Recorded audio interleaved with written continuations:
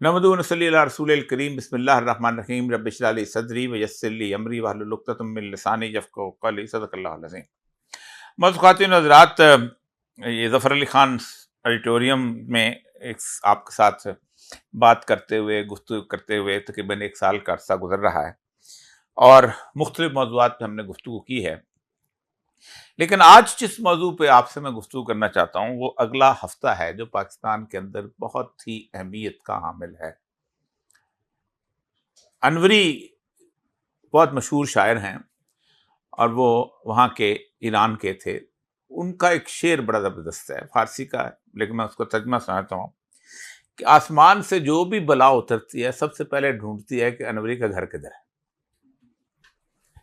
यही सूरत हाल है कि पाकिस्तान के बारे में कि दुनिया भर से जो भी बला नाजल होती है वो ढूंढती है कि पाकिस्तान का घर किधर है और पाकिस्तानी किधर है। उसकी एक बुनियादी वजह यह नहीं है कि बलाओं ने हमारा घर देख लिया, मसला यह है कि हमने बलाओं को अपना घर खुद दिखा दिया है कि हम इस तरह के हैं, आए हमें शिकार करें। पाकिस्तान के इस वक्त जो मंजरनामा है उसके ऊपर 3 मुख्तलिफ किस्म की बलाएं जो हैं वो खौफनाक तरीके से जिसे कहते हैं नाजल हुई हैं और वो इस वक्त पाकिस्तान का जो 25 करोड़ अवाम का बहुत बड़ा जो भोजन है उसके ऊपर पिल पड़ने को तैयार है। एक अदालती सतह की है, एक सफारती सतह की है और एक माशी सतह की है।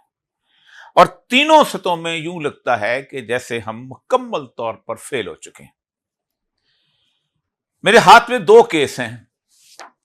अल्लाह ताला पाकिस्तान को रहती दुनिया तक सलामत रखे। जो हमारे वालिदैन दुआएं किया करते थे, हम भी दुआएं किया करते हैं और दुआ हमेशा मरीज के लिए की जाती है।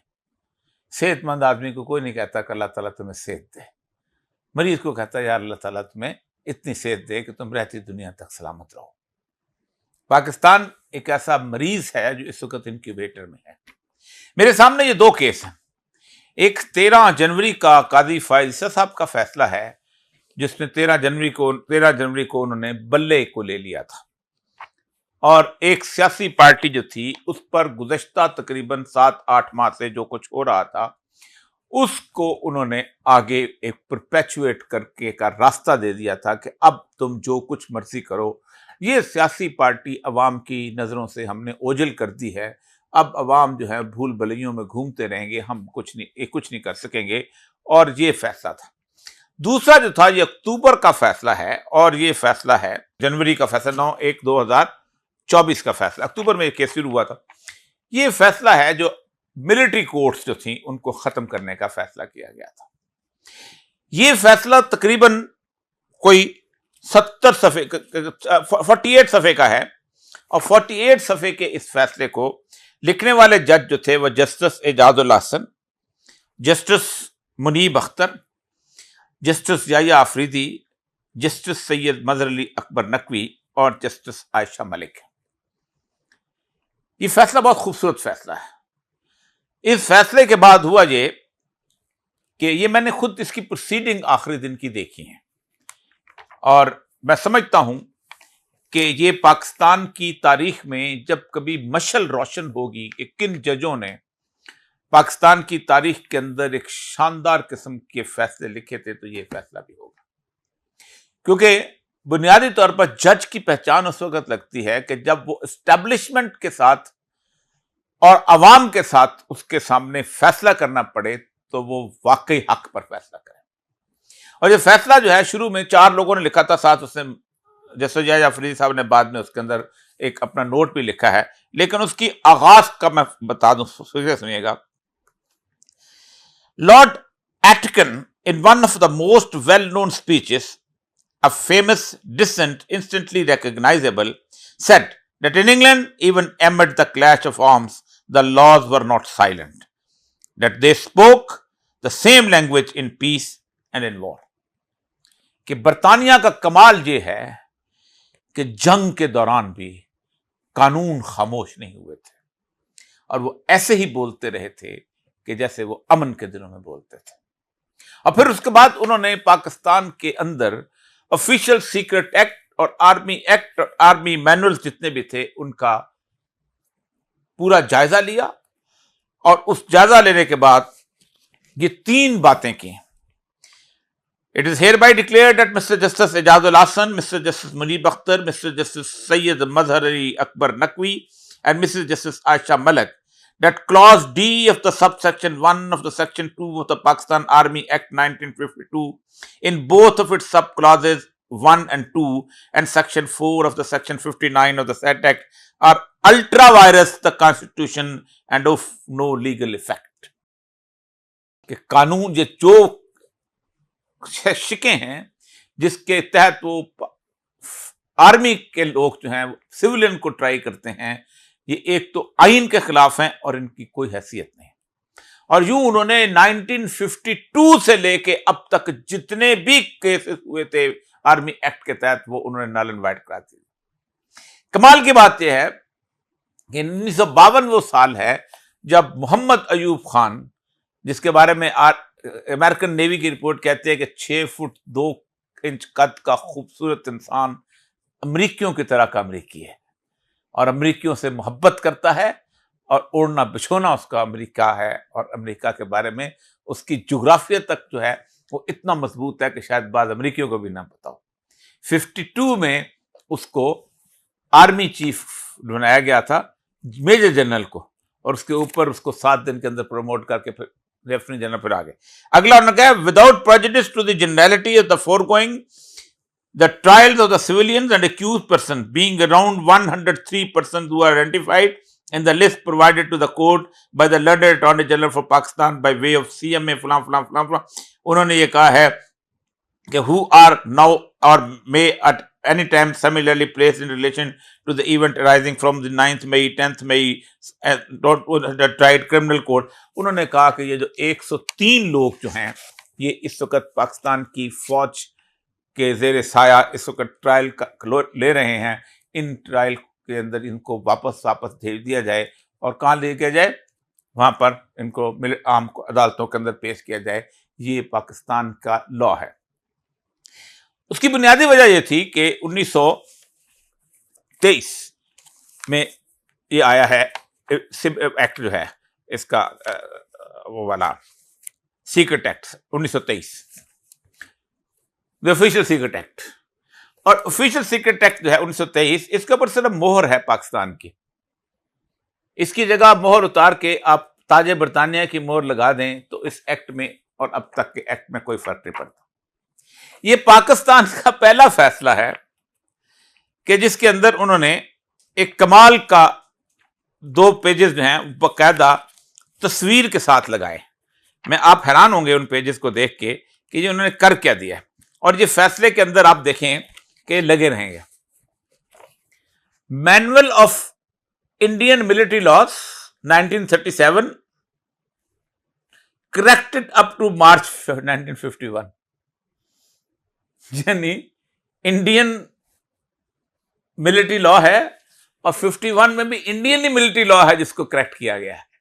ये फैसले के अंदर उन्होंने बाकायदा लगाया और फिर उसके बाद उन्होंने इसके ऊपर जो डिस्कशन की है कि आपका मसला ये है कि आपने इस एक्ट के तहत आपको जब पढ़ाया गया था कि पाकिस्तान और इंडिया का जो उस वक्त मुकम्मल बरसगीर पाक हिंद है उसके अंदर सिर्फ और सिर्फ यही 5-4 लाख लोग हैं जो मुहब्बे वतन हैं, बाकी सब गद्दार हैं और अनलेस प्रूफ। और जिसको हम उंगली उठा देंगे कि ये गद्दार है, ये गद्दार है, और कोई सिविलियन अदालत उनको ट्राई नहीं करते, हम ट्राई करेंगे। तो ये उन्होंने इसके ऊपर इन्होंने उलट के रख दिया था उसको। लेकिन उसके बाद हुआ ये कि फिर पाकिस्तान की अदलिया के अंदर काजी फायद ईसा साहब उनके रेस्क्यू को आए और फिर एक जस्टिस सरदार तारक मसूद होते थे जिन्होंने यूं करके उठा के कहा था ये क्या ह्यूमन राइट्स की बातें करते हैं, हर वक्त ह्यूमन राइट्स की बातें करें, आप वो चले गए। इसके अंदर से भी 2 जज जो हैं एजाजुल हसन साहब ने इस्तीफा दिया और उसके बाद जस्टिस जो थे मजहर अली अकबर नकवी उन्होंने भी इस्तीफा दिया। इस वक्त इसमें से 3 जज रह गए। अब इसके खिलाफ बीच में वो आए, उन्होंने कहा कि जी ऐसा करते हैं कि इसका फाइनल अपील आगे आएगी, जाहिर बात है ये जो एक्ट है इसके तहत हमने अपील आएगी क्योंकि इसके अंदर ये 184(3) का केस था, सुओ मोटो जिसको कहते हैं, और इसके एपेलेंट बड़े बड़े लोग थे। ये भी तारीख का हिस्सा बनेंगे। चौधरी एतजाज आसन थे और उनके वकील थे सरदार मोहम्मद लतीफ़ खोसा, अब आबद ज़ुबैरी साहब और ख्वाजा अहमद हसन साहब। दूसरे पर ज़मान खान वर्दक थे, ये खुद इन पर्सन पेश हुए थे। सलमान अकरम राजा पेश हुए थे और इशराक ये उसके उन लोग पे, और उसके साथ छोटे-छोटे लोग नहीं थे। और इसके बाद मिस्टर मंसूर उस्मान अवान, और सबसे अहम बात ये कि इसके अंदर जवाद ख्वाजा से लोग जो थे वो भी इसके अंदर, जो कि एक्स चीफ जस्टिस हैं, वो भी इसके अंदर पेश हुए थे, और करामत अली एंड अदर्स और जवानाजुल्लाह काफ़ी। ये अब इसके ऊपर उन्होंने कह दिया कि ठीक है ट्राया जाए। उसमें एक और खौफनाक बात की, अटार्नी जनरल ने कहा था कि हमने इनको थोड़ी थोड़ी सजाएं देके छोड़ देना है। ऐसी बात, अटार्नी जनरल जो है उसको लीगल स्टेटस का पता है, यानी गोया आपने इधर एक मंडी लगाई हुई है, आप पकड़े हैं और गवर्नमेंट कह रही है कि हमने थोड़ी थोड़ी सजाएं देके छोड़ देना। फिर उसके बाद हुआ यह है कि उन्होंने और उसको लेजिटिमेट करने के लिए कह दिया, अच्छा बताएं कौन से ईद से पहले छूट जाएंगे, तो वो 20 के 22 लोग छोड़ दिए गए थे, 87 लोग वहां रह गए। उनकी किस्मत का अब जो फैसला है, वो फैसला अगले हफ्ते जो है वो जो बेंच बना है उस बेंच ने करना है। अब उस बेंच की सूरत हाल देख लीजिएगा और उसके हम आप डिस्कस करते हैं कि उस बेंच के अंदर कौन कौन हैं और क्या क्या होगा उस बेंच के अंदर, वो आपको हैरान कर देने वाली बात है। इसके बारे में बहुत सारी गुफ्तगुएं जो हैं वो चलती चली आ रही हैं कि ये जो बेंच बना है ये किस किस्म का है। अब इसमें देखिएगा 7 मेंबर बेंच है। Justice Aminuddin will take up the inter court appeals, उसके अंदर जस्टिस जमाल खान मंदखेल हैं, जस्टिस मोहम्मद अली मजहर हैं, अजहर हसन रिजवी हैं, शाहिद वहीद हैं, इरफान सादिक खान हैं और शाहिद बिलाल। कोई एक ऐसा भी बंदा जिनमें अतर मिनल्लाह हो जाए, जिसमें अपना जस्टिस आयशा मलक हैं या वो लोग जो कि वाकई बोल सकते थे, वो इसमें नहीं है। अब ये 5 लोगों का जिन्होंने किया था, अब ये 7 और 5 12। अब अगर इसमें से एक बहुत पॉइंट ऑफ लॉ बन जाएगा कि अगर इसमें से 5 लोग जो हैं इधर हो जाते हैं तो 2 लोग इस तरफ हो जाएं, तो ये 5 और 7 हो जाएंगे और फिर 5 हो जाएंगे, और कोशिश की जाएगी कि इन 7 के 7 को। लेकिन ये बहुत बड़ा टेस्ट केस है, अगले हफ्ते जो शुरू हो रहा है, ये डिटरमिन करेगा कि पाकिस्तान की अदालती तारीख आगे कैसे जानी है। लेकिन उससे पहले जो कुछ 2-3 दिन के अंदर हो चुका हुआ है वो भी आपको पता है। पंजाब के अंदर जिस तरह चीफ जस्टिस साहिबा को लाया गया, या जिस तरह अभी जो पिछले दिनों जो जो जो जिसमें खुद चीफ जस्टिस साहब पीटीआई के उस केस के अंदर मौजूद थे, जो कि इनका ट्रिब्यूनल्स के जज जो बनाए गए थे, इलेक्शन ट्रिब्यूनल के, जो कि justice chief justice Shahzad Malik साहब ने लगाए थे, उनके बारे में इलेक्शन कमीशन।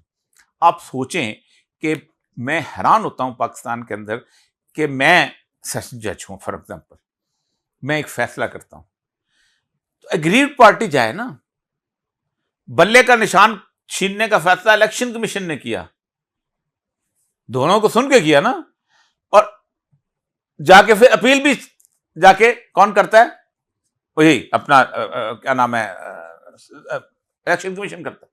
फिर जिस तरह जस्टिस फायज़ साहब जो हैं वो रेस्क्यू को आते हैं, ये मैं इस मसले में ज्यादा इसलिए लंबा नहीं जाना पड़ता कि इसके दौरान मैंने एक असल में जस्टिस काजी फायज़ साहब के बारे में एक पिटीशन दायर कर रखी है, रेफरेंस दायर किया है सुप्रीम जुडिशल काउंसिल, और वो पेंडिंग है।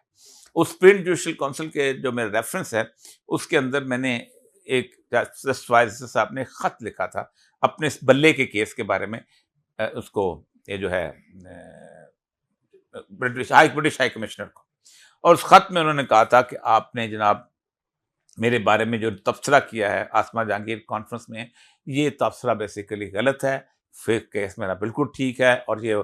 लेकिन उसके साथ तबसरा करते करते उन्होंने और बड़ी मजे की बातें की थी। एक तो उन्होंने ये कहा था कि criticism with regard to the decision with utmost respect was unjustified, जज को ये काम नहीं करना है। साथ उसने फिर उन्होंने ये कहा है कि it was gratifying that our excellency repeatedly stressed the importance of the open societies। उसमें ये कहा है कि should the overthrow of the elected democratic government of the Muhammad Mossadegh in 1952-3 to capture Iranian oil not that revealed that after over 7 decades of the cover up. उन्होंने कहा ये जो तुमने मुसद्दक की गवर्नमेंट बनी थी ये तुम्हें नहीं पता, ये तुमने ज़ायनिज़्म के बात की है तुमने नहीं पता। तो फिर उन्होंने पूरे एक लीडरशिप का रोल अदा करते हुए सारा कुछ करने की कोशिश। ये बेसिकली अनबिकमिंग ऑफ द जज थी। एक तो ये था क्योंकि वो नहीं कर सकते थे। आपने दो रेमेडीज आपको अवेलेबल थे, आप फॉरेन ऑफिस को बुलाते, आप अटॉर्नी जनरल को बुलाते, लॉ मिनिस्टर को बुलाते कि जाके आप बात करें, डिमाश करते जैसे हमने साइफर पे किया। बड़ी बात होती है अगर जस्टिस फाइज साहब बहुत डांटे थे तो उसको कहते पर्सोना नॉन ग्रेटा करके उसको निकाल देते सफीर को वहां से। फिर ये फॉरेन ऑफिस की जो ब्रीफिंग है इसके अंदर, ये मेरे साथ पड़ी हुई है। फॉरेन ऑफिस की ब्रीफिंग के अंदर उन्होंने कहा है कि हमें तो बिल्कुल पता ही नहीं, कानों कान खबर नहीं हुई कि जनाब इन्होंने किया। उन्होंने कहा जी ये जो शौकत प्राचा साहब ने पूछा है, thank you very much, does the ministry of foreign affairs share the strong exception that Supreme Court of Pakistan has taken on the remarks made by the British High Commissioner at Asma Jagir conference? जवाब उसका उन्होंने दिया है, so first of all I would not like to comment on the views of the highest court of the land, the Honorable Supreme Court Pakistan. However, we do expect the member.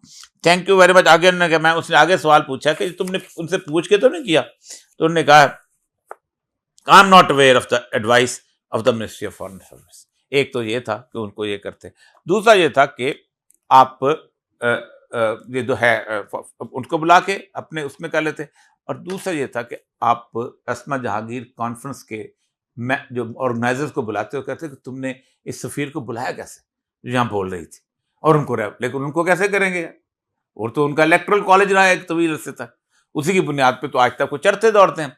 तो ये दो, तीसरा उनका उसका जो उन्होंने हम काम किया है कि उन्होंने एक पेंडिंग जो उनके सामने रिव्यू पिटीशन थी उसके बारे में अपनी राय दे दी है। अब ये उनके पास है, मैंने कल दोबारा उनको लिखा है सुप्रीम जुडिशल काउंसिल को बुलाएं, क्योंकि ये ओपन एंड शट केस है। इसके बारे में उन्होंने कादी फाइज साहब का रजिस्टर मंगाना है कि भाईजान आप रजिस्टर का डिस्पैच हुआ कि नहीं हुआ, और उसका रजिस्टर मंगवाना है एम्बेसी का कि आपके यहाँ रिसीव हुआ कि नहीं हुआ। That's all, it's final case, इसीलिए इसको अवॉइड कर रहे हैं। दूसरा ये तो होगा जुडिशरी का मसला। दूसरा अहम तरीन मसला जो है इस हफ्ते, जो जिसके ऊपर और ज्यादा पाकिस्तान के अंदर डिस्कशन बढ़ेगी, और वो है दो अहम तरीन केस। 2.1 अरब डॉलर जो है ये खर्चा है हमारे फॉरेन ऑफिस का, और फॉरेन ऑफिस की कारकर्दगी ये है, उनकी अचीवमेंट ये है कि 375 का हाउस है अमेरिकी जो कांग्रेस का, 375 का, और उस 375 के हाउस में 368 ने वोट दिया है इमरान खान के लिए कि ये इमरान खान के खिलाफ जो ये हो रहा है ये बुनियादी तौर पर गलत है। और 7 मेंबर्स, आप सोच सकते हैं कि डेमोक्रेट्स और वो दोनों इकट्ठे थे, और आप सोच सकते हैं कि सारे इसमें अंदर ये लेवल जो है इजराइल के लिए भी कभी नहीं आ सका। दूसरा, ये जो रिपोर्ट है तकरीबन 10-11 सफ़े की, जो उन्होंने उनका जो मिशन है इसका ह्यूमन राइट्स काउंसिल का, working group for arbitrary detention. Arbitrary detention होती है बगैर किसी मनरिटाई के साथ, मनमानी के साथ, बगैर किसी कानून के तहत। उन्होंने बकायदा उसको आर्बिट्रेशन में, the source submits there is no legal basis for Imran Khan detention in connection with either the Toshakhana case or the cipher case. दोनों उन्होंने डिक्लेयर कर दिया कि ये तुमने गलत उसको। अब इसको मिलाएं अक़वाम मुत्तहिदा के साथ। दोहा कॉन्फ्रेंस में कोई आज 15 मिनट पहले सोहेल शाहीन साहब से बात हुई है। अब पाकिस्तान ना अमेरिका का लाडला है ना चीन का लाडला है। चीन ने, ये रूस मेरे सामने रशिया की स्टेटमेंट है, उसने कहा है the Russian president Vladimir Putin Thursday referred to the Taliban movement which governs Afghanistan as an ally in the fight against terrorism. हम किसके एली हैं? अमेरिका के। चीन और रूस किसके एली है? तालिबान का। ठीक है, लड़ाई किसके साथ होनी है? तालिबान के साथ। मैं आपको एक बात बताऊं, ये तो अल्लाह का शुक्र है कि अप्रैल 1980 के अंदर 1979 के अंदर अप्रैल 1980, हाँ, उसके अंदर पाकिस्तान को ईरान के साथ लड़ाई के लिए तैयार कर लिया गया था। वो तो सद्दाम हुसैन बाद में आया, पूरी की पूरी सबबंदी हो गई थी पाकिस्तान की कि हमने ईरान के साथ लड़ना है। वो तो लकीली हो गया, और उधर से हुआ ये कि रूस दाखिल हो गया अफगानिस्तान में, तवज्जो उधर चले गई, उन्होंने कहा पाकिस्तान को तो लड़ाओ इधर, ये उधर। अब ये जो सूरत हाल बनेगी, अगला जो मैं तीसरा पॉइंट जो आपको बताऊं कि जिसके अंदर पाकिस्तान की इस वक्त जो इकोनॉमिक कंडीशन ये है कि हमने 27 अरब डॉलर हमें चाहिए कर्जा उतारने के लिए, IMF का हमारा कोई नेगोशिएशन की सूरत हाल बन नहीं पा रही। पाकिस्तान ने चीन को नाराज कर लिया हुआ है, चीन खुदा हाफिज कह के जा चुका है कि आप अपने आप के हालात को ठीक करोगे तो ठीक, वरना तुम गए। हमने जो वो हमारी हालत तो जर्मनी वाली हो गई है, जो तवाने जंग वाली, कि जर्मनी की पूरी कौम जो थी वो पैसे करके जूते बेच और अपना क्या क्या कुछ चीजें बनाते थे, गंदम बेच, चावल बेच, पुलाव बेच, तब जाके फ्रैंक खरीदते थे, पॉन्ड्स खरीदते थे और तवानी जंग अदा करते थे। हमने ये जो तवान है मोटरवे का और इतने सारी चीज़ों का और इनकी करप्शन का, जो मतलब हम भी वो अब बिजली के उसके ऊपर करें, ये वो इकोनॉमिक क्राइसिस है जिसमें अगर पाकिस्तान ने इमरान खान के साथ डील ना की तो ऐवान नुमाइंदगान से अगर ये सेनेट की किसी कमेटी में चला गया, साथ ही यूनाइटेड नेशंस की, आपको पता है कि अमेरिका की सैंक्शंस की कोई हैसियत नहीं होती जब तक endorse by the United Nations ना हो। जलालुद्दीन हक्कानी को उन्होंने सैंक्शन लगानी थी, अमेरिका ने लगा दी थी, वो घूमता फिरता था। जब वो सैंक्शन लगाई ना सिक्योरिटी काउंसिल के 5 मेंबर्स ने कि आ जाओ, तो उस वक्त हुआ कि अब वो मूव नहीं कर सकता था। अब सराजुद्दीन को बकायदा उन 5 मेंबर ने अलाउ किया तो उसने मूव किया। और अगर कोई शख्स ये समझता है कि चाइना इस मामले के अंदर कुछ कर सकता है, ये मैं सिक्योरिटी पेपर जो हैं वो आज मैं लेके आया हूं। ये सिक्योरिटी पेपर्स हैं नेशनल सिक्योरिटी आर्काइव्स 1971 के, और 1971 के जो सिक्योरिटी पेपर्स हैं उसके अंदर सारी गुफ्तगू जो है उसमें दी गई है। इसका मैं, वो कहते हैं ना अमेरिकन जो है रूथलेस ने कुछ नहीं करते, मैं जरा अमेरिका की एक लैंग्वेज सुनाता हूँ। ये नोट है किसिंजर का निक्सन को। Their reaction to the Nixon meeting with Indian Prime Minister Indira Gandhi on November 5, 1971, अभी हमारे हालात हैं। According to Kissinger, the Indians are bastard anyway.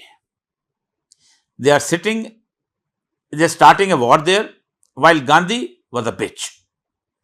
We got what we wanted to.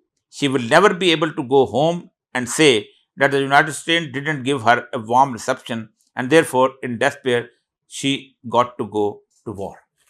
ये उससे conclusion draw किया है अपनी गुफ्तगू का कि उसने कहा कि ये जो बिच का क्या अच्छा सा तर्जमा भी हो नहीं सकता, आप क्या कर सकते हैं। तो बास्टर्ड का भी अच्छा सा तर्जमा नहीं हो सकता, इसलिए मैंने अंग्रेजी बोला।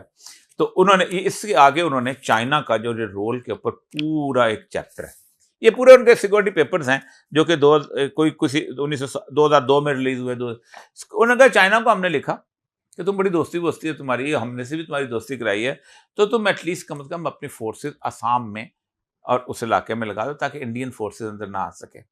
लेकिन चाइना ने जिस वक्त इंडिया ने कैप्चर कर लिया, सरेंडर डॉक्यूमेंट होगी, उसके 2 दिन बाद हमारे खत का जवाब थी। तो अगर आप ये समझते हैं कि इस वक्त चाइना जो है वो आपकी रेस्क्यू को आए, तो बहुत ब्लीक सिनेरियो है। ये बहुत अच्छा सिनेरियो हो सकता था अगर पाकिस्तान की अदालत अवाम के मुताबिक फैसले करती और अवाम के हिसाब से उसके हिसाब से आगे बढ़ते और अवाम उनको ट्रस्ट होता। पाकिस्तान की हुकूमत अवाम के हिसाब से डेट इनकार कर देती, जैसे मुख्तलिफ मुल्कों ने कई दफ़ा किया।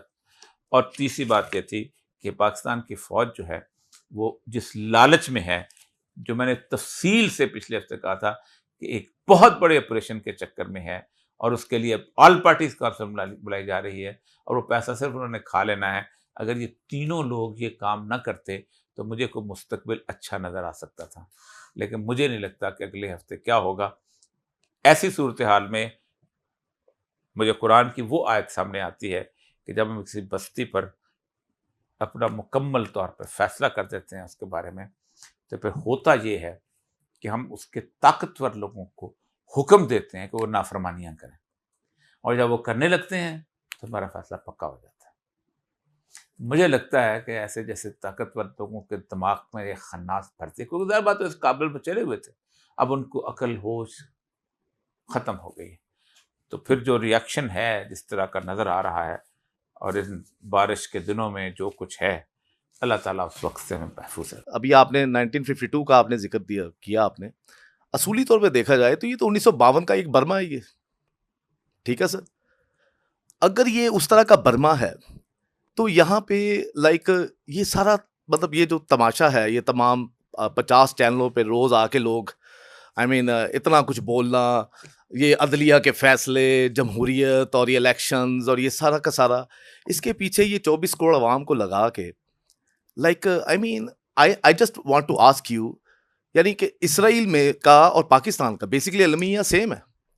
अगर आप देखें, वो भी एक नजरियाती मुमलिकत है, ये भी एक नजरियाती मुमलिकत है, लेकिन इसराइल को आज देख लें, वो खुल के कत्लेआम कर रहा है, सब कुछ कर रहा है।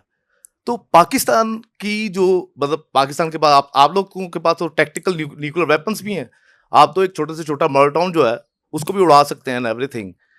Why are you guys becoming another Russia, you know? जी बिस्मिल्लाह, जी, बहुत अच्छा सवाल किया है। पाकिस्तान का अलमिया ये है कि बर्मा की पूरी लीडरशिप में, आंग सान सूची से लेके उनके जर्नैलों तक, आपको कोई एक बंदा ऐसा नहीं मिलेगा जिसके लंदन के एवन फील्ड के फ्लैट्स हों या अमेरिका में या किसी और जगह घर हो। उन्होंने अपने हिसाब से जब छोड़ना चाहा अमेरिका को, तो बड़े आराम से छोड़ के अब चाइना के साथ चले गए, और चाइना ने उनकी इलेक्टेड रिप्रेजेंटेटिव गवर्नमेंट आई हुई, उनको पता था कि इसके जरिए तबाह कर रहे हैं हमारे खाते में, उन्हें एक दिन पहले जर्नैलों को कहा तो माचो। एक तो ये चीज। दूसरी बात यह है कि बर्मा को किसी भी तौर पर ना इंडिया के साथ लड़ाई का सामना है, ना थाईलैंड के साथ, थोड़ी बहुत अगर है भी तो वो है नारकोटिक्स की सप्लाई के ऊपर, वो लोग लड़ते हैं। और आप अगर अमेरिकन पुलिस में रहेंगे तो आपको याद होगा, पता होगा कि कैसे हेलीकॉप्टर जो हैं वो फ्लाई करते हैं और उनको तबाह बर्बाद करते हैं, वो जो नारकोटिक्स के जो काफिले होते हैं। इसराइल का और पाकिस्तान का तो असल मसला यह है कि मैं थोड़ा सा, असल में हम बहुत कंपेयर करते हैं जब ना, तो हम इसराइल की जेनेसिस और पाकिस्तान के जेनेसिस जो है उसको नहीं देख पाते। इसराइल का जेनेसिस ये था कि पूरी दुनिया के यहूदी तकरीबन 1796 में बासल का एक मकाम था स्विट्जरलैंड में, वहां जमा हुए। उनमें से कोई एक भी ऐसा नहीं था जो अरबपति न हो, और उन्होंने कहा कि अब हमने नहीं ऐसे रहना, अब हमने वापस, एक तो ये है कि हमें वहां जाना है और हम उस जगह पे अपना वो मुल्क बनाएंगे, वो ऐसा मुल्क बनाएंगे जहां से हजरत दाऊद अलैहिस्सलाम के तख्त से हमारा मसाया आएगा। एक तो ये है कि वो सारे के सारे इस बात पे मुकम्मल यकीन रखते हैं कि हमने यहाँ से एक आलमी हुकूमत कायम करनी है। वो वहाँ पैस्चर लैंड नहीं लेने गए थे, वो वहाँ कोई और चीज़ नहीं। फिर उन्होंने पहले दिन खड़े होकर कह दिया था कि जो बालफोर्ड एग्रीमेंट के फिक्रे हैं कि every Jew living in any part of the world is to be considered as one nation and they have a right back to their promised land. Simple सी बात, 1917 में आया है बालफोर्ड डेक्लेरेशन, वो भी रॉथशील्ड को खत लिखा था उसने, बालफोर्ड जो कि उनका वजीर खारजा था। अब एक तो ये है कि उन्होंने कुछ चीजें ऐसी की थी जो हमने नहीं की। उन्होंने कहा कि हम कोई आइन नहीं बनाएंगे, हमारा आइन तौरात है। हम 4 साल लड़ते रहे इस बात के ऊपर कि अल्लाह सुब्हानहू व तआला जो है इस दुनिया का खालक मालक हमारा हाकिम है कि नहीं। करारदाद मकासद 4 साल बाद आए, 59 में कहीं आके आई है, 49 सॉरी। लेकिन उसके बाद हुआ ये कि वो आज तक दुनिया भर से कोई भी यहूदी, अगर वो समझता है मैं यहूदी हूं और मैं इस बात पे बिलीव करता हूं कि मसाया ने आना है, वो वहां जाए अपनी शरीयत ले सकता है। अभी गरीब है तो इलाद फंड है उनका, आपने अमेरिका में रहे हैं, बहुत बड़ा फंड है। जूश फंड जो था वो बहुत पहले बना था, अब इलाद के नाम से फंड है, वो उसको फंड देते हैं। आप यहां 2 लाख बिहारी नहीं ला के बात कर सकते जो पाकिस्तान के लिए, जिन्होंने अभी तक जान दी और वहां पर बैठे हुए। हम कहते थे कि नहीं, ये मुल्क जो है पंजाबी, सिंधी, बलोच, बंगाली ने नहीं बनाया था मिलके, ये उन्होंने इनकार किया तो मुल्क बना था। मैंने पंजाबी उनसे इनकार किया था तो मुल्क बना था, वरना मेरे तो 2 करोड़ पंजाबी उधर भी बैठे हुए हैं।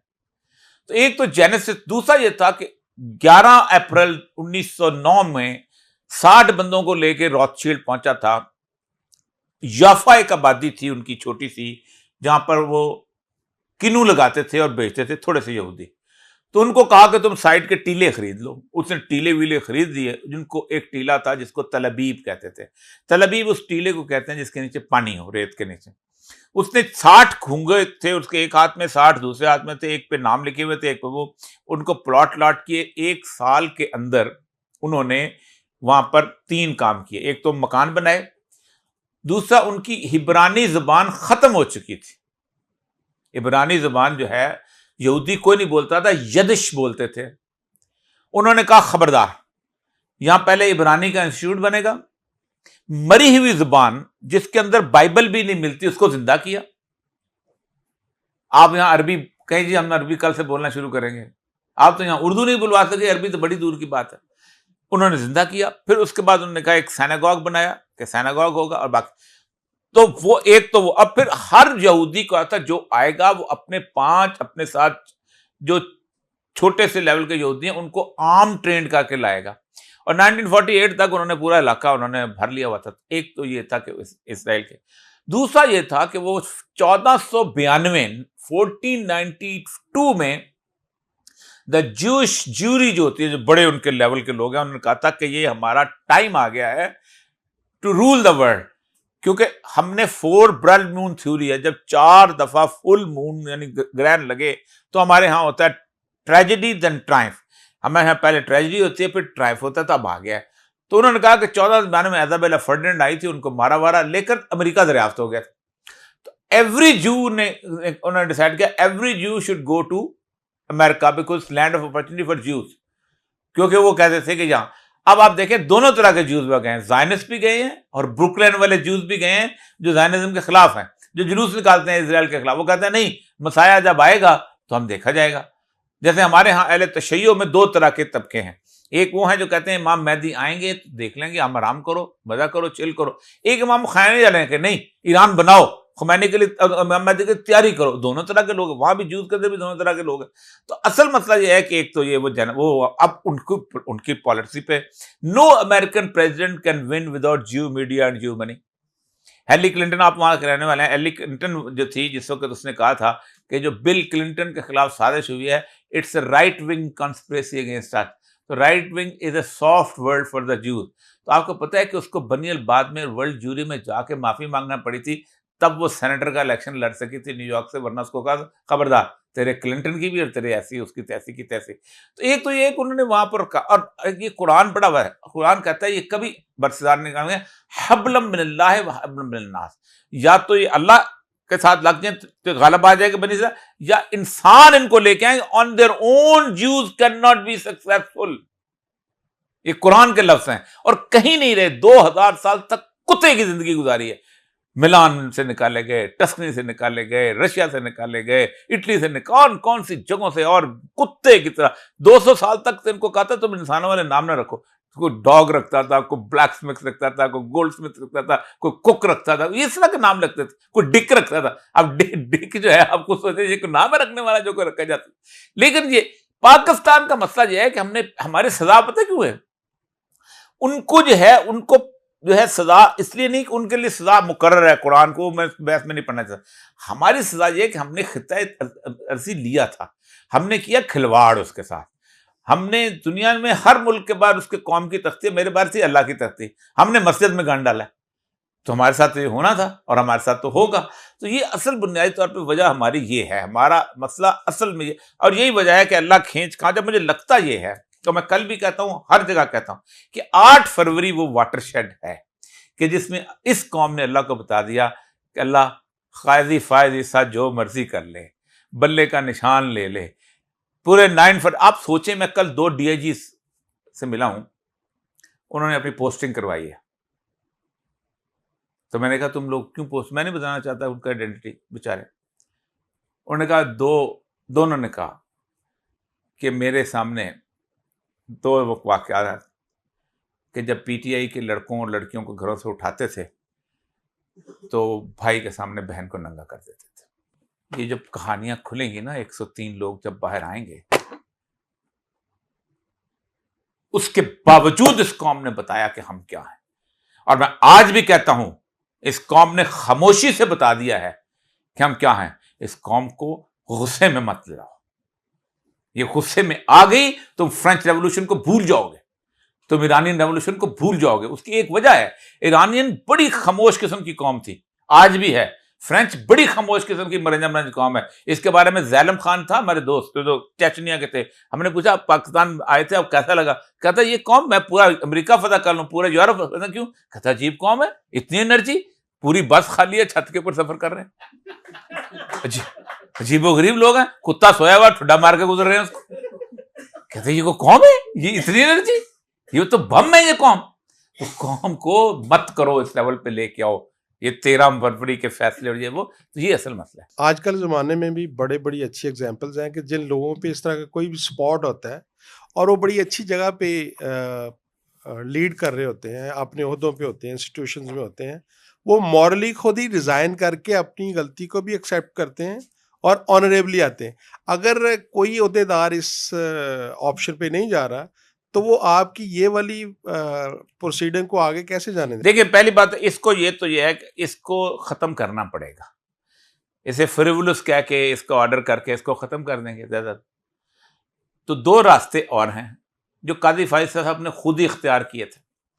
पहली दफा जब उनके खिलाफ सुप्रीम जुडिशल काउंसिल में अपील गई, रेफरेंस गया था गवर्नमेंट की तरफ से, तो उन्होंने 211 के तहत सुप्रीम जुडिशल काउंसिल के फैसले के खिलाफ अपील नहीं हो सकती।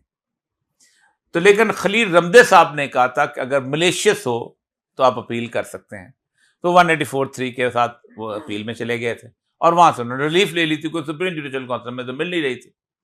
तो अब अगर मुझे कहेंगे ये मलेशियस है तो पहले तो कहेंगे जी मैं, क्योंकि उन्होंने भी कहा था ये मलेशियस है, तो मुझे कहेंगे जी ये मलेशियस है तो मैं 184(3) में चले जाऊंगा। तो काजी साहब तो कितने दिन और हैं, 184(3) में कोई और आके बैठेंगे, ठीक है। और अब तो 184(3) का ये हो गया कि ओपन सुनाया जाएगा तो दुनिया तो हमें सुनेगी, ठीक। एक तो ये है कि 184(3) के तहत वो हो सकता है। दूसरा ये है कि उन्होंने एक और रवायत डाल दी है, और वो भी उन्होंने खुद ही डाली है कि ये उन्होंने कहा कि अगर रेफरेंस आ जाए सुप्रीम जुडिशल काउंसिल में तो बंदा रिटायर हो जाए या इस्तीफा दे दे तब भी चलेगा। उन्होंने मज़ार अली अकबर नकवी को सजा दी, उस बेचारे ने इस्तीफा दे दिया। अब वो इस्तीफा भी दे दे तो ये रेफरेंस चल सकता है, वो रिटायर भी हो जाए तो ये रेफरेंस चल सकता है। तो इसलिए उन्हें कुछ ना कुछ करना पड़ेगा, कोई ना कोई तरीका निकालना पड़ेगा। रास्ता कोई नहीं है इसके अंदर, क्योंकि रास्ता यह है कि मैं इसको इल्जाम तो लगा नहीं रहा, मैं कहता हूं जी आपने ये हरकत की है, अब आप बताएं। अब सुप्रीम जुडिशल काउंसिल ये कह सकती है कि उनको कानून का नहीं पता था और ये नहीं उन्होंने कर दिया, तो अगर पाकिस्तान के चीफ जस्टिस को कानून का नहीं पता तो पाकिस्तान में कानून का पता किसको होगा? तो आखिरी सर बात यह है कि जो पीटीआई के ओपनर हैं जो अंदर बैठे हुए रेस्ट कर रहे हैं, उनके साथ कोई आपको नजर आता है कि जल्दी कोई रिकंसिलिएशन आके मामला थोड़े से सेटल होंगे? देखिए पाकिस्तान में अगर इकोनॉमिकली अपने किसी रोड मैप पे चलना है तो दो ही तरीके हैं। एक तो ये है कि आप मुकम्मल तौर पे इस वक्त अमेरिका की माने और ईरान और अफगानिस्तान के साथ मुकम्मल जंग शुरू करें और अपने लोगों को भी केपीके में मारना शुरू कर दें, बलूचिस्तान में मारना शुरू कर दें। मैं कल मेजर आमिर की सुन रहा था गुफ्तगू, उसने कहा जब हम अफगानिस्तान से लड़ रहे थे तो हमें इंडिया से भी असला मिलता था। पाकिस्तान इंडिया की दुश्मनी है और इंडिया के मुकाबले में हम घास खा के बम बना रहे हैं। वो कहते हैं कैसे मिलता था? कहता ये मुझे नहीं, मैं नहीं बताऊंगा कैसे मिलता था, लेकिन मिलता था, अमेरिका खरीद के देता था। जो कोई इंडियन असला भी पाकिस्तानी असला हम इसलिए नहीं इस्तेमाल करते थे कि पकड़े ना जाए वहां पर, वरना हमारे खिलाफ तो इंडियन। तो अगर ईरान और इसकी सूरत हाल बनी और जिस तरह का इस वक्त मैंने प्यूटन का आपको सुना दिया है, तो अमेरिका ने तो आपके रेस्क्यू में नहीं आना। और आप किससे लड़ोगे? तालिबान से, जिन्होंने सिर्फ 1 साल पहले 48 कंट्रीज की कोलिशन को आपने शिकस्त दी हुई है। तो एक ही रास्ता है कि आप लड़ेंगे, आप पे खून बरसना शुरू होगा, पैसे आएंगे, सब कुछ आएगा, आपके कुछ दिन गुजर जाएंगे। अच्छी बात, 1 साल हो गया SIFC को, बड़े 1 रुपए की इन्वेस्टमेंट नहीं आई इसमें। जी अस्सलाम वालेकुम सर। सर अभी खान साहब की बहन अलीमा खान ने एक टीम बनाई थी जो कि लोग कैद में हैं या 51 लोग जो हैं गुजरांवाले में जिनको 5-5 साल कैद सज़ा हो गई है, तो उनकी मदद के लिए और उनके घर में किसी फ़र्द को स्टैंड के लिए, ताकि उनके घर का सिस्टम जो है चल पड़े, रोज़गार उनका जो है वो उन्हें चल पड़े। तो उसमें यानी 51 लोगों के घरों में हम गए हैं, तो हर घर की डिफरेंट कहानी है जो उनके साथ हो रहा है कि उनके किसी घर का सरबराह जा चुका है, किसी के पीछे माँ मर गई है, किसी की बीवी, किसी का बाप जो है वो अपाहज हो चुका है या उसको फालिज हो चुका है, किसी की बीवी जो है ज़हनी तौर पर मफलूज हो चुकी है। तो हर घर की एक डिफरेंट कहानी है और लोग जो हैं उनकी जो फैमिली हैं ज़ाहिर उनके अंदर वो एस्टेब्लिशमेंट के लिए भी नफ़रत पैदा हो चुकी है, जुडिशरी के लिए भी नफ़रत पैदा हो चुकी है, ब्यूरोक्रेसी के लिए भी नफ़रत पैदा हो चुकी है। और जो जबकि वो जाते हैं बेचारे मुलाकात के लिए, तो वहाँ पे भी पुलिस जो है उनसे वो खींचती है जितना भी खींच लें, तो बेचारे वो तकरीबन हर मुलाकात पे जाते हैं तो उनका काफ़ी अखराजात उनके बढ़ चुके हैं। तो यानी नफ़रत बढ़ती जा रही है। जो बिजली का जो हाल है कि जितना लोगों को बिजली के बिल भेज दिए गए हैं और जो हालात किए जा रहे हैं, तो ऐसे तो लोगों में आग बढ़ती जाएगी और ऐसे ही भड़कने दिए जाए ताकि इनकलाब के लिए हम तैयार हो सकें। देखिए, दिए जाए की बात नहीं, कोई रास्ता नहीं है आपको। देखिए 9 मई जो है इसको तकरीबन 275 डेज हुए थे 8 फरवरी तक, और बीच में से 142 दिन और लगा लें, ये तकरीबन बन जाते हैं कोई मोर देन 1 ईयर की सूरत हाल हो गई। कोई दिन ऐसा नहीं है जो अजियतनाक वाला नहीं है। आपने बड़ी सही बात की है। इस दफा जो कुछ बीत रही है ये पाकिस्तान के मेन सेंटर पंजाब में बीत रही है। और आज पता है कि 5 जुलाई है। आज के दिन जो है वो 77 में लियाकत हक ने टेक ओवर किया था। 9 अप्रैल को यहां पर लाहौर में एक तूफान मचा था और 7 लोग मारे गए थे, और 20 अप्रैल को अयूब भुट्टो ने मार्शल लॉ लगा दिया था लाहौर में, हैदराबाद में और कराची में। लेकिन वो मार्शल लॉ चल नहीं सका था 20 अप्रैल का मार्शल लॉ, और 6 जुलाई आ गया था, उसको बैठना पड़ गया था। मैं एक बात बताऊं, मैं अपने 32 साल के तजर्बे की बात बता रहा हूं। ये अजियतनाक माहौल जब खुलना है ना, तो ये 71 की कहानियों को लोग भूल जाएंगे। पंजाब में पुलिस लोगों के घरों में घुसती थी, लेकिन चोर के घर में, डाकू के घर में, मफरूर के घर में। उसने वैसे किसी तवायफ से शादी की होती थी, या वैसे उसने कोई लड़की उठाई होती थी, या उनकी औरतें भी हीरोइन बेच रही होती थी। शरीफ आदमी के घर में पहली दफा पाकिस्तान के 75 साल की तारीख में पुलिस घुसी।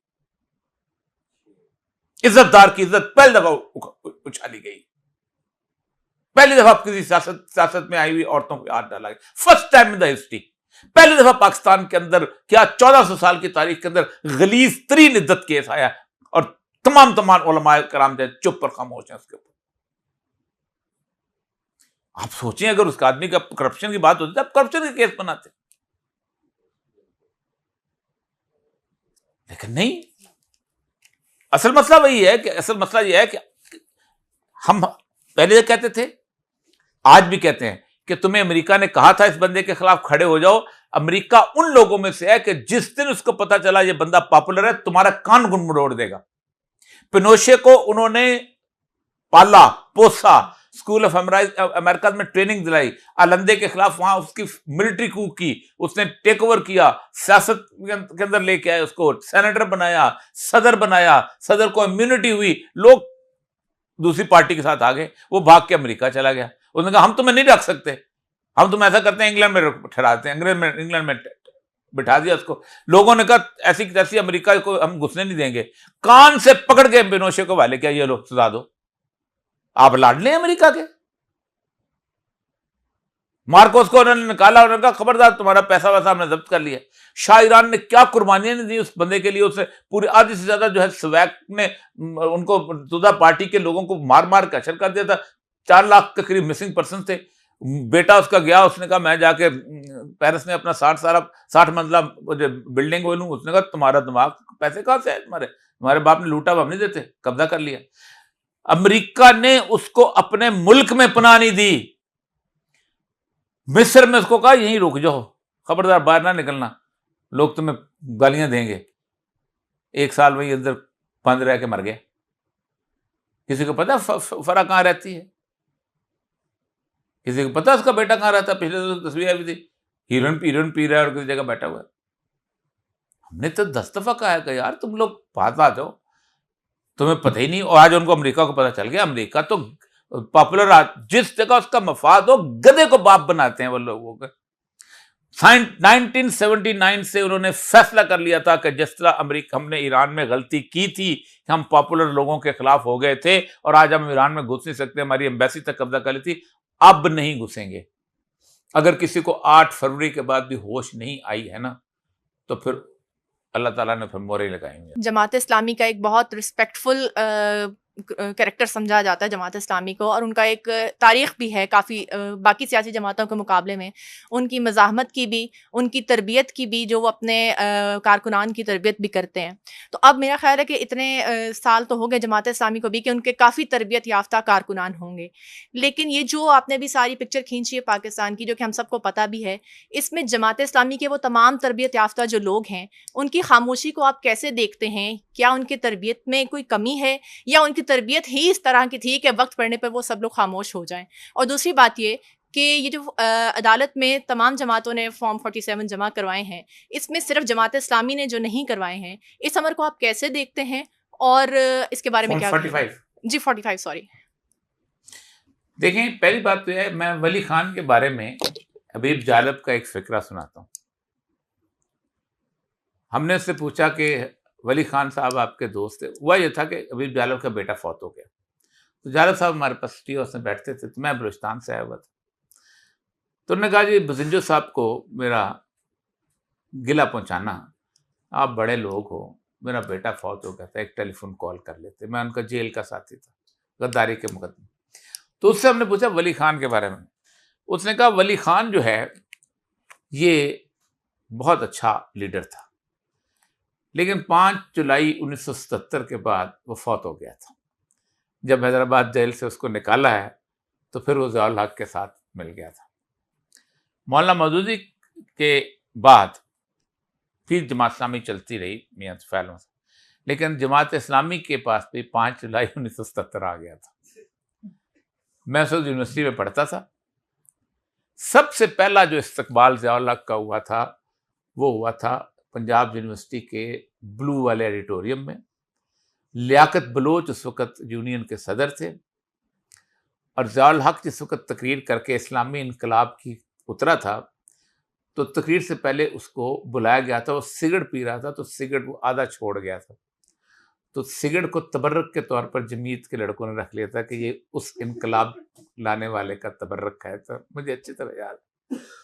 तो जमात इस्लामी की मौत हो गई थी 5 जुलाई 1977 के बाद, हमें पता है। फिर उसी ज़ियाउल हक ने यूनियन पे पाबंदियां लगाई। हमारे दोस्त अमीरुल अजीम को और एजाज चौधरी को जिस तरह तशद्दुद का सामना करना पड़ा जेलों के, एजाज चौधरी की भी किस्मत क्या, पहले जमीयत के लिए मार खाई, अब तहरीक इंसाफ के लिए मार खा रहा है। तो उन्होंने वो कंप्रोमाइज की सूरत है। देखना, उन ज़ियाउल हक के जो वजीर बने हैं जो ये लोग, तो मुफ्ती महमूद ने खत लिखा था। वो खत बड़ा तारीखी खत है। उसने कहा था कि आप इस मुल्क के अंदर इस्लाम का किला बनाना चाहते हैं, इनकलाब लाना चाहते हैं, और हम ये समझते हैं कि हमारी जो एक्सपर्टीज है उसके बगैर आप इस्लाम का इनकलाब नहीं ला सकते। तो उन्होंने मुफ्ती महमूद के भी वजीर ले लिए। उसके बाद अपना नून लीग नहीं होती थी, मुस्लिम लीग होती थी उस वक्त, दौलताना, वो भी ले लिए। जमात इस्लामी के 2 वजीर थे, प्रोफेसर गफूर अहमद, 3 बल्कि थे, प्रोफेसर गफूर अहमद, महमूद आजम फारूकी, और तीसरे थे प्रोफेसर खुर्शीद साहब जो कि प्लानिंग के चेयरमैन थे। तो 4 अप्रैल 1979 को जब भुट्टो को फांसी दी, तो उसके 15 दिन उनका बस आपकी जरूरत नहीं अब रहेगी। तो अब जमात इस्लामी को एक दोबारा तहर्रुक की जरूरत है। जो जमात अपने उस अमीर को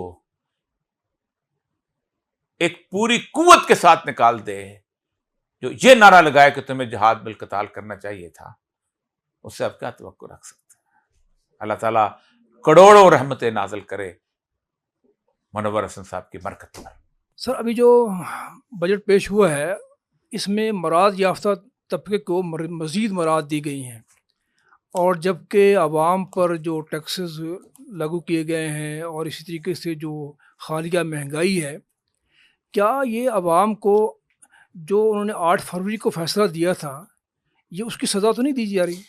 नहीं, हमेशा से देखिए, मैं जो बजट है ना, ये बनाता है वहाँ का सेक्शन अफसर। पाकिस्तान के बारे में कहा जाता है कि यहाँ बजटिंग नहीं होती, यहाँ असल में बुक कीपिंग होती है। फरवरी से बजट बनना शुरू होता है, एक फॉर्म जाए जाते हैं मुख्तलिफ महकमों को, वो महकमे वाले उसके अंदर फिल करते हैं, उसके अंदर फिर आगे जाकर डिमांड्स आती हैं, फिर उसके बाद डिस्कशन शुरू होती हैं, फिर उसके बाद SNEs बनती है, और लंबा काम है। और उसके अंदर आखिर में आप कुछ थोड़ा सा ऐड वैड करना होता है, वो आप कर लेते हैं। पाकिस्तान का बजट अगर किसी बंदे ने अगर बनाना है, तो पाकिस्तान का बजट जो है वो पूरे रेडिकल तरीके से आप बनाना पड़ेगा।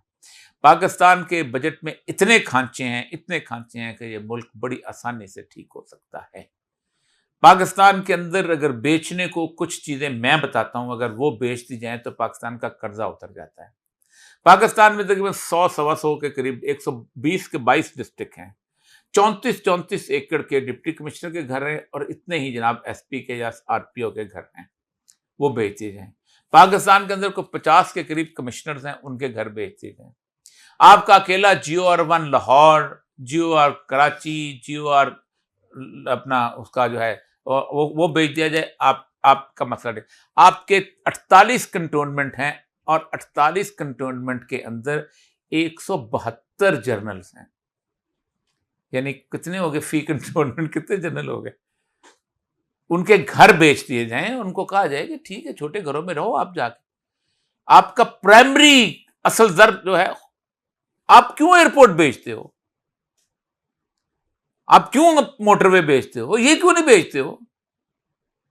आप सोच सकते हैं कि अभी जो कमिश्नर है उसके लिए उन्होंने 93 करोड़ रुपए की ग्रांट मंजूर की है उसको रेनोवेशन के लिए लाहौर के। मैं जिस घर में रहता रहा हूं वो 20 क्लब रोड था, 8 क्लब रोड शहबाज शरीफ का था, मेरा 20 क्लब था, बिल्कुल सामने वाला घर था। ऐन ये बंदा है कमीना, हमसाया खुदा। आप सोच सकते हैं कि कोई घर ऐसा नहीं था कि जिस घर के अंदर 80 लाख या 90 लाख या 70 लाख रुपए की रेनोवेशन हर साल होती है।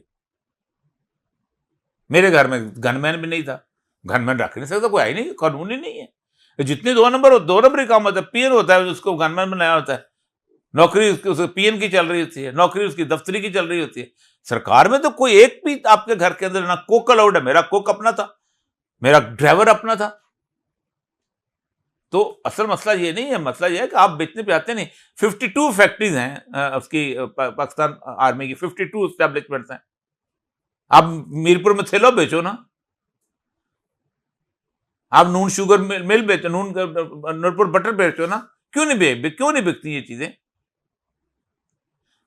1959 के अंदर बैंक नेशनलाइज किए थे इंडिया ने, 59। आप करो बैंक नेशनलाइज, कैसे करोगे?